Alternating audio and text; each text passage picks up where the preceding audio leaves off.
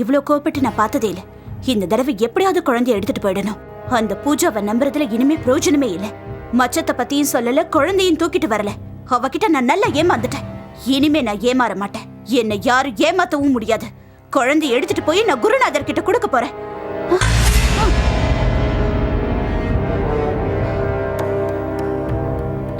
பூசாரி, குழந்தை உங்களுதா? ஆமா. நீங்க யாரு? எதுக்காக குழந்தை எடுக்க பாக்குறீங்க? ஊருக்கு புதுசா? நான் வெளியூர் தான். கோவிலுக்கு வந்தேன். போகும்போது குழந்தைய பார்த்தேன். அழகா இருந்தது. அதான் எடுத்து கொஞ்சலான்னு பார்த்தேன். அதுக்குள்ள நீங்க வந்துட்டீங்க. குழந்தைய கொடுங்க பூசாரி. இந்த பொண்ணு சாதாரண பொண்ணு இல்ல. இவ முகத்திலையும் சிரிப்புலையும் விஷத்தன்மை இருக்கு. இவளால கண்டிப்பா இந்த குழந்தைக்கு ஆபத்து தான். பூசாரி, பூசாரி. என்ன பூசாரி, நான் குழந்தைய கேட்டேன், நீங்க கொடுக்காம இருக்கீங்க? இல்ல இல்ல, இந்த குழந்தை தெரியாதவங்க கிட்ட வராது. நீங்க போலாம்.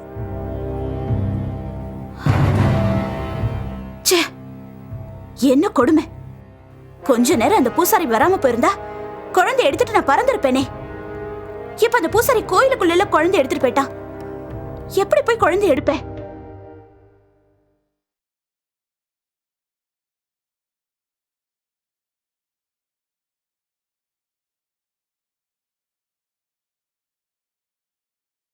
வணக்கம் டீச்சர். வணக்கம். நீங்க எனக்கு ஒரு உதவி செய்யணும். சொல்லுங்க. என்னால செய்ய முடியறதா இருந்தா செய்யறேன். ஒன்னும் இல்ல டீச்சர், நேத்து ஒரு பொண்ணு பார்க்க போயிருந்தேன். உங்க அழகுல பாதி கூட இல்ல. அதெல்லாம் சரி, விஷயம் என்னன்னு சொல்லுங்க. அது இருக்கட்டும் டீச்சர், நான் அதை ஒத்துக்கிறேன். ஆனா பொண்ணு பார்க்க போன இடத்துல உன்னை பிடிக்கல, அப்பா அம்மா இல்லாத அனாதை பையன், சொத்து சுகம் இல்லாதவன், உனக்கு வயசாகி போச்சு, அப்படி ஏதாவது சொல்லியிருந்தா பரவாயில்ல.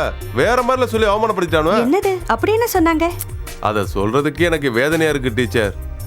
அத சொன்னா நீங்களும் வருத்தப்படுவீங்க. என்னால நீங்க ஏன் வருத்தப்பட்டுட்டு நீங்க கிளம்புங்க டீச்சர். பரவாயில்ல, சொல்லுங்க. உங்க மனசுல இருக்கிற வேதனையை என்கிட்ட சொன்னா உங்க பாரம் கொஞ்சம் குறைஞ்ச மாதிரி ஆயிடும். சொல்லுங்க. வெயில்ல அலைஞ்சு கருவாடு மாதிரி இருக்கிற பொண்ணு என்ன பார்த்து படிக்காதன்னு சொல்லி கட்டிக்க மாட்டேன்னு சொல்லிட்டா. ஏதோ அந்த வயசுல புத்தி இல்லாம பசங்க பேச்சை கேட்டு படிக்காம போயிட்டேன். அதுக்காக இப்படியா 4 பேர் முன்னாடி அசிங்கப்படுத்துறது? டீச்சர், இந்த உலகத்துல படிச்சவங்க மட்டும்தான் வாழ்றாங்களா? படிக்காதவங்க அறிவாளி இல்லாமல போயிட்டாங்க. அந்த காலத்துல காமராஜர் படிச்சா மேதன்னு பேர் வாங்கினாரு. நீங்க சொல்றது உண்மைதான். வாழ்க்கைக்கு படிப்பு ரொம்ப முக்கியம் இல்லையா? அதனாலதான் அப்படி சொல்லிருப்பாங்க. நீங்க வேற பொண்ண பாருங்களேன். அந்த பொண்ணும் படிப்பு வேணும்னு சொல்லிட்டா என்ன பண்றது டீச்சர்? அதனால நீங்க இனிமே ஸ்கூலுக்கு போய் படிக்க முடியாது இல்லையா? டீச்சர், நீங்க மனசு வச்சா கண்டிப்பா நடக்கும் டீச்சர். நான் என்ன செய்ய முடியும்? டீச்சர், உங்க வீட்ல சாயந்தர நேரத்துல எனக்கு படிப்பு சொல்லி தரலாம் இல்லையா? வீட்ல படிப்பு சொல்லி கொடுக்கறது ரொம்ப கஷ்டம். அப்படின்னா தோப்பு ஆத்தாங்கற வேற எங்கேயாவது வச்சு சொல்லி தரலாம் இல்லையா? அதெல்லாம் என்னால சொல்லி தர முடியாது. நீங்க வேற எங்கேயாவது கத்துக்கங்க. உங்களை நினைச்சா எனக்கு பாவமா இருக்கு. நான் வரேன். இப்பதான் டீச்சருக்கு என் மேல சென்டிமெண்ட் வந்திருக்கு. அடுத்து காதல் வரும் இல்லையா?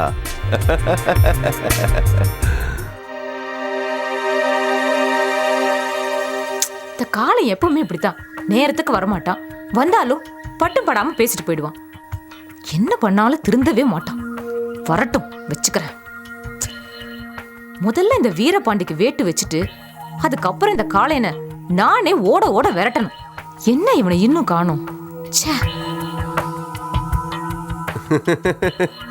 என்ன மாதவி, தனியா நின்று யாரையோ திட்டிட்டு இருக்க போல இருக்கு.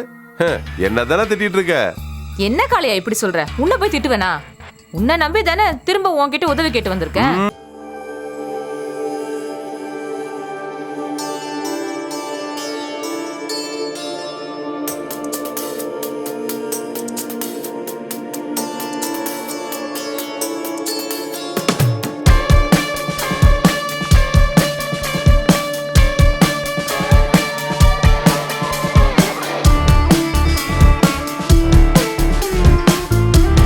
உடனே கல்யாணத்தை வச்சுக்கலான்னு போன்ல சொல்றாரு. ஆனா நானு மட்டும் ஏன் குறிக்காம தள்ளி போட்டான்னு எனக்கு புரியல. இங்க பாரு மாதவி, வீரபாண்டி சாதாரண ஆள் இல்லைன்னு உனக்கும் தெரியும் எனக்கும் தெரியும். அவர் நடிக்கிறதுல மண்ண எப்படி வேணாலும் நடிப்பாரு, எப்படி வேணாலும் பேசுவாரு. இங்க பாரு, அவர் பேச்சல ஏன் நம்புற நீ? அப்போ ராசாத்தி கூட பேசுறது பழகுறது எல்லாமே பொய்ன்னு சொல்றியா? பின்ன பொய்யிலையும் பொய், வடிகட்டின பொய். ஏன் அந்த ஆள் இப்படி சொல்றேன்னு நினைக்கிறேன் நீ? நேரா அந்த ராசாத்தி வீட்டுக்கு போய் என் கழுத்துல தாலி கட்டுன்னு பிரச்சனை பண்ணுவான் தான் அந்த ஆளு போன்ல இப்படி ஏமாத்திட்டு இருக்கான். அப்போ ராசத்திய வீட்டுக்கு அனுப்புறது தான் நல்லது. அனுப்புறது நல்லது இல்ல, அது கெட்டது. ஏன் எப்படி சொல்ற? அவர் யாருக்கு தான் பயப்படுறாரு, எந்த விஷயத்துக்கு தான் வெக்கப்படுறாரு? ராசாத்தி அவர் வீட்டுக்கு போனா நீ யாரு, உன்னை நான் பார்த்ததே இல்ல, இதுக்கு பைத்தியம் அப்படி இப்படின்னு சொல்லி கொண்டு போய் பைத்தியக்கார ஆஸ்பத்திரி சேர்த்துருவாரு. ஆமா காளு, நீ சொல்றதும் சரிதான். கண்டிப்பா அந்தாலும் செஞ்சாலும் செஞ்சிருவாரு. சரி, இப்ப என்னதான் பண்றது காளு? இங்க பாரு, பிரச்சனை எல்லாம் நான் பார்த்து பேசி கல்யாணத்துக்கு சம்மதிக்க வைக்கிறேன். நீ முதல்ல வீட்டுக்கு கிளம்பு. சீக்கிரமா செய் காளு. கல்யாணம் முடிஞ்சதும் முதல்ல அந்தால சாவடிச்சாதான் என் கோபம் அடங்கும். இங்க பாரு, கல்யாணம் முடிஞ்சா சொத்து நமக்கு வரப்போகுது, அப்புறம் எதுக்கு அந்த ஆளை சாகடிக்கணும்னு கேக்குறேன். சொத்து நம்ம கைக்கு வந்தப்புறம் அந்த ஆளு இருந்தா என்ன, செத்தா நமக்கு என்ன? ஓ, நீ அந்த ரூட்ல வரியா? அதுவும் சரிதான். முதல்ல சொத்து நம்ம கைக்கு வரட்டும், அதுக்கப்புறம் என்ன நடக்குதுன்னு பாரு. சரி காளையா, நான் கிளம்புறேன். போயிட்டு வா மாதவி. இவ சாதாரண ஆள் இல்ல. இவகிட்ட நாம கொஞ்சம் நிறையவே ஜாக்கிரதையா இருக்கணும். இல்லைன்னா இவ நமக்கே வேட்டு வச்சிருவா.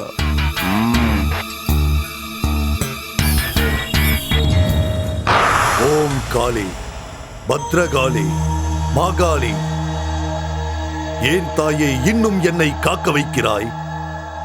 உன்னுடைய பக்தனை இப்படி கொடுமைப்படுத்தலாமா? உன்னை வணங்கி 10 வருடங்கள் ஊன் உறக்கம் இல்லாமல் தவம் செய்து கொண்டிருக்கிறேன். அதையெல்லாம் நீ எப்படி மறந்தாய்? நான் குழந்தையை பலி கொடுக்க ஏற்பாடு செய்த போது இப்பொழுது வேண்டாம், அந்த குழந்தைக்கு மச்சம் வரும்பொழுது பலி கொடுத்தால் போதும் என்று கூறினார். நானும் உன் பேச்சுக்கு மதிப்பு கொடுத்து இத்தனை நாட்கள் காத்திருக்கிறேன். ஆனால் இதுவரை என்னுடைய லட்சியம் நிறைவேறவே இல்லை. ஏன் தாயே, சொல், இது என்ன கொடுமை? இதோ பார், அந்த குழந்தைக்கு எப்பொழுது மச்சம் வரும்? நான் இன்னும் எத்தனை நாட்கள் காத்திருக்க வேண்டும் என்பதை எனக்கு நீ கூற வேண்டும் தாயே.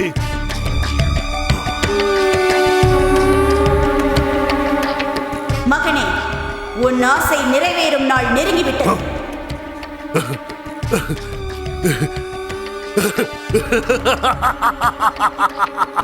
நன்றி தாயே, நன்றி. இன்னும் சிறிது நாட்களில் அந்த குழந்தையின் முதுகில் மச்சம் வரும். மிக்க மகிழ்ச்சி தாயே. மகிழ்ச்சி ஒருபுறம் இருந்தாலும் அதில் ஆபத்தும் இருக்கிறது, ஜாக்கிரதை. ஆபத்தா? எனக்கா? தாயே, எந்த ஆபத்து வந்தாலும், யார் மூலமாக வந்தாலும் அவர்களை அழித்து உனது காலடியில் வைப்பேன்.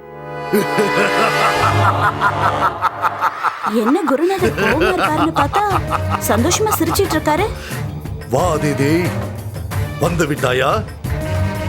சந்தோஷத்தை பார்த்தாயா? உங்க சந்தோஷத்துக்கான காரணத்தை நான் தெரிஞ்சுக்கலாமா குருவே? உன்னிடம் கூறாமலா இருப்பேன்? என்னுடைய தவத்தை பார்த்த காளி என் கண் முன்னே தோன்றி வெகு சீக்கிரத்தில் குழந்தையின் முதுகில் மச்சம் தோன்றுமா? நாம் நினைத்தது போல் நமது ஆசைகள் எல்லாம் நிறைவேறுமாம். இந்த உலகத்தை ஆளப்போகிறோமா? கேட்கவே ரொம்ப சந்தோஷமா இருக்கு. இனிமே நமக்கு நல்ல காலம்தான். இப்ப நான் என்ன செய்யணும்? போ, உடனே சென்று குழந்தையை பார். மச்ச விஷயம் தெரிந்தாலோ யாராவது பேசினாலோ உடனே குழந்தையை எடுத்துக் கொண்டு வந்துவிடு. செல். சரி குருவே. வென்று வா.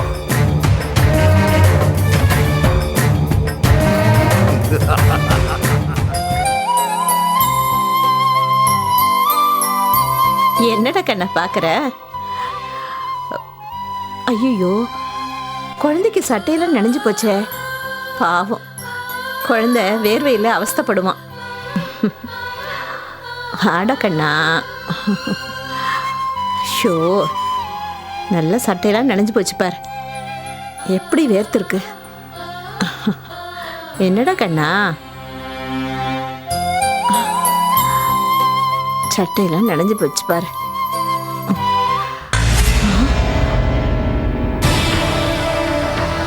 இது எப்படி வந்தது? ஒண்ணுமே புரியலையே. ஒருவேளை மச்சமா இருக்கும்போ? மச்சம்னா நான் எப்படி பார்க்காம இருந்தேன்? இந்த மச்சத்தை பத்தி காயத்ரி சொல்லவே இல்லையே. காயத்ரி கிட்ட கேட்க வேண்டியதா. என்னத்த, எதுக்கு சட்டையை கட்டுறீங்க? யாராவது பார்த்தா திருஷ்டி பட போகுது. ஏமா இவன் முதுகுல எப்படி மச்சம் வந்துச்சு? மச்சமா? இவ்வளோ பெரிய மச்சமா? நான் இது வரைக்கும் பார்த்ததே இல்லையே. காலையில குளிர்பாட்டும் போது கூட இல்லையே. அப்புறம் எப்படி திடீர்னு வந்துச்சு? அதாம்மா எனக்கும் புரியல. இந்த மாதிரி திடீர்னு மச்சம் வருமா? நான் எப்பவும் இது மாதிரி ஒரு மச்சத்தை பத்தி கேள்விப்பட்டதே இல்லை. எனக்கே இது புதுசா தெரியுது. நம்ம பூசாரியை கேட்கலான்னு பார்த்தா இப்பதான் வீட்டுக்கு போனாரு. வந்த உடனே தான் கேட்கணும். அம்மா தாயே, இதனால குழந்தைக்கு எந்த ஆபத்தும் வராம நீ இதாம்மா பார்த்துக்கணும்.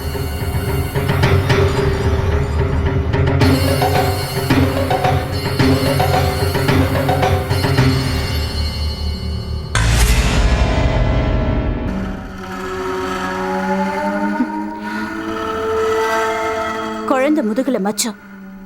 இந்த மச்சத்துக்காக தானே நானும் என் குருதேவனும் காத்துக்கிட்டு இருந்தோம். எங்க தவத்துக்கு பலன் கிடைச்சிருச்சு. குழந்தைக்கு முதுகுல மச்சம் வந்தாச்சு. இத உடனே குருநாதர் கிட்ட சொல்லணும்.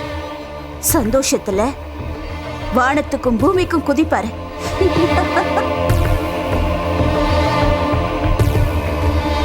குருவே, குருவே. என்ன அதிதி, வந்தவுடன் என் தவத்தை கழித்து விட வேண்டுமா? சிறிது நேரம் தாமதிக்க கூடாதா? குருவே, நம்ம கனவுதான் நிறைவேற போகுதே. காளியே வரம் கொடுத்துட்டா, இனி எதுக்கு தவம்? வரம் கொடுத்து விட்டால் அதோடு ஆபத்தும் இருப்பதாக அல்லவா சொல்லிவிட்டால், அந்த ஆபத்து வராமல் இருப்பதற்காகத்தான் தவம் செய்து கொண்டிருக்கிறேன். சரி, வந்த விஷயம் என்ன சொல். எல்லாம் நல்ல விஷயம் தான் குருவே. நாம எதிர்பார்த்தபடியே குழந்தை முதுகுல மச்சம் வந்துடுச்சு. என்ன, குழந்தை முதுகில் மச்சம் தோன்றிவிட்டதா? காளி சொன்னது போல் நடந்து விட்டதே. இனி நமது வெற்றியை யாராலும் தடுத்து நிறுத்திவிட முடியாது.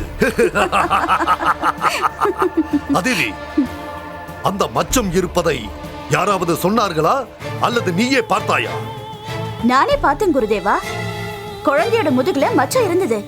சிவகாமியும் காயத்ரியும் கூட ஆச்சரியத்தோட அந்த மச்சத்தை பார்த்து ஏதோ பேசிட்டு இருந்தாங்க. மிகவும் சந்தோஷம். இனியும் நாம் தாமதிக்காமல் அந்த குழந்தையை கடத்தி வந்து நமது லட்சியத்தை நிறைவேற்றிவிட வேண்டும்.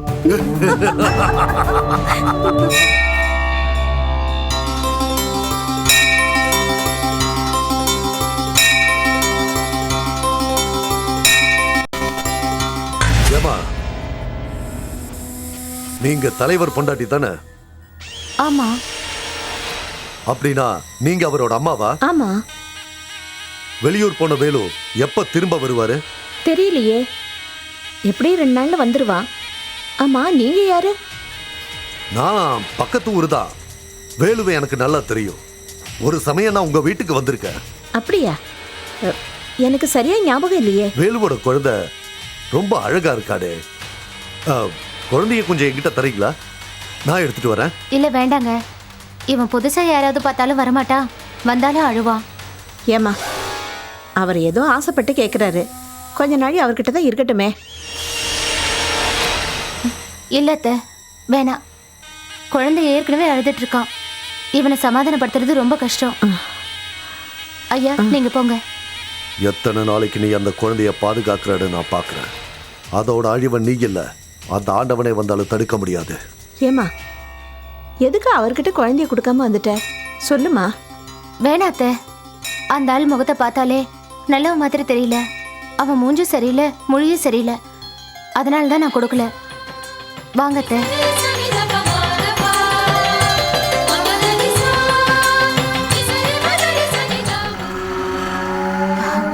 என்னடா குட்டி, பொம்மை வேணுமா?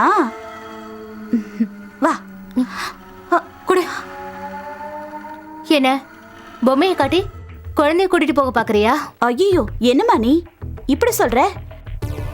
எனக்கு குழந்தைனா ரொம்ப ஆசை. அதான் சும்மா கொஞ்சிக்கிட்டு இருந்தேன். பொம்மையும் பொம்மை.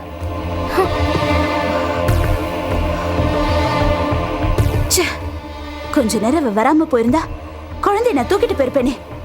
எல்லாத்தையும் கெடுத்துட்டானே.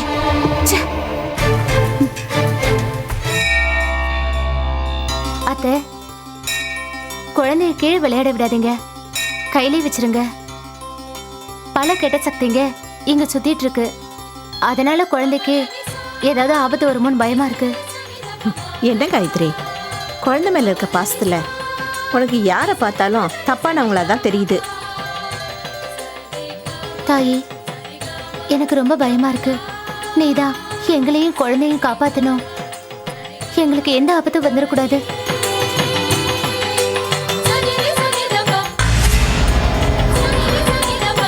அம்மா, தாயே, நான் கூப்பிட்டாலே வரமாட்டேன். நான் இப்ப கூப்பிடாமலே என் முன்னாடி வந்து என்னை பரவசப்படுத்திட்டியே. நான் எவ்வளவு புண்ணியம் பண்ணிருக்கணும். உனக்கு பிரச்சனை இருக்கும்போது நான் நேர்ல வந்து சொல்லாம போயிட்டா நீ நிம்மதியாவே இருக்க மாட்டேம்மா. அதனால தான் நீ கூப்பிடாமையே வந்துட்ட.